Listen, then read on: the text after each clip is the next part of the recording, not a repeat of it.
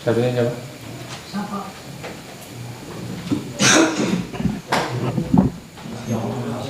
Assalamualaikum warahmatullahi wabarakatuh.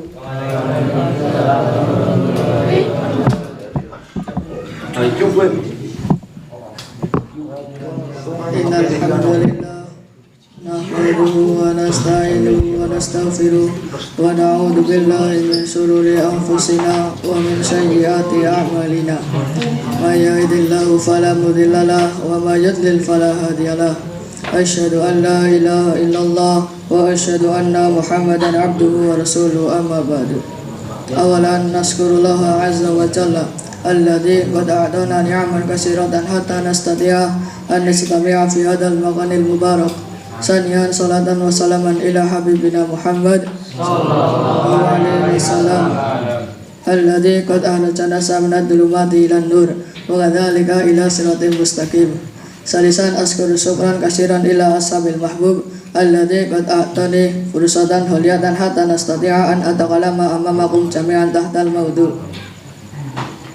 Kali ini saya akan membawakan kultum hiwalayah. Hiwalayah secara bahasa artinya pindah. Menurut syar'a adalah memindahkan hak dari tanggungan muhil atau yang hutangnya dipindahkan kepada muhal alaih atau yang menerima hiwalayah.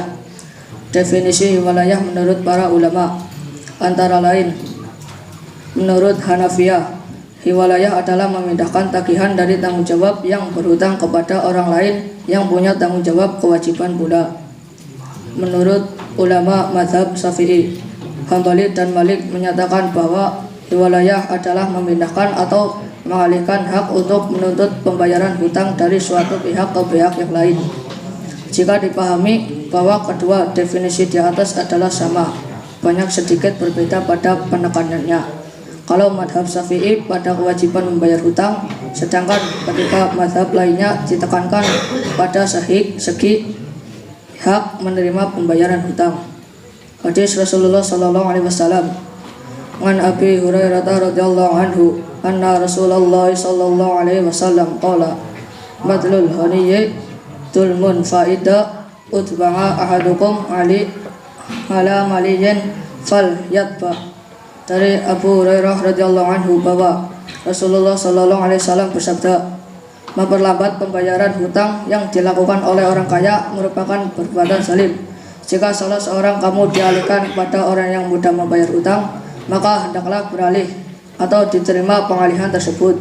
Hadis riwayat Bukhari Muslim.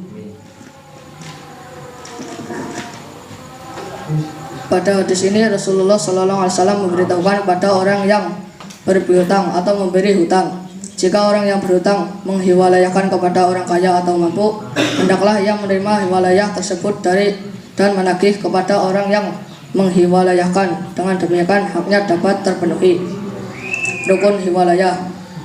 Menurut mazhab Hanafi, rukun hiwalayah hanya ijab atau pernyataan yang melakukan hiwalayah dari muhil atau pihak pertama, dan qabul atau pernyataan menerima hiwalayah dari muhal pihak kedua kepada muhal alaih pihak ketiga.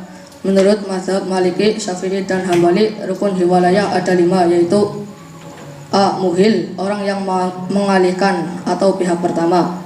B. Muhal, orang yang dihiwalayahkan atau orang yang berhutang kepada muhil pihak kedua. C.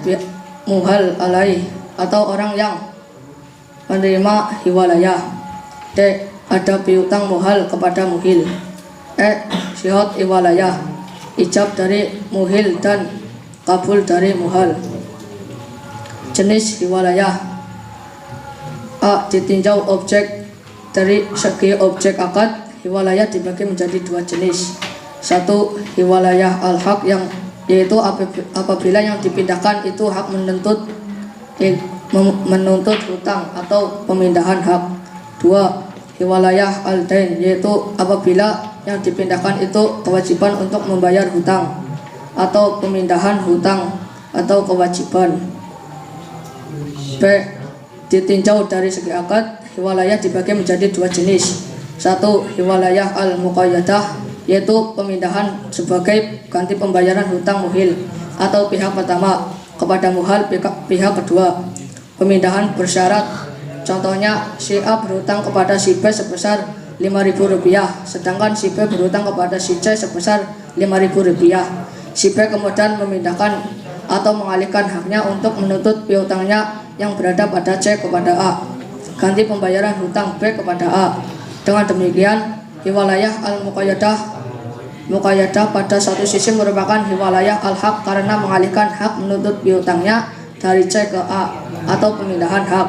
2. Hiwalayah al-mutalaqah, yaitu pemindahan hutang yang tidak ditegaskan sebagai ganti rugi terhadap pembayaran hutang muhil atau pihak pertama kepada muhal pihak kedua. Pemindahan mutak atau berhutang kepada si B sebesar 5 dirham.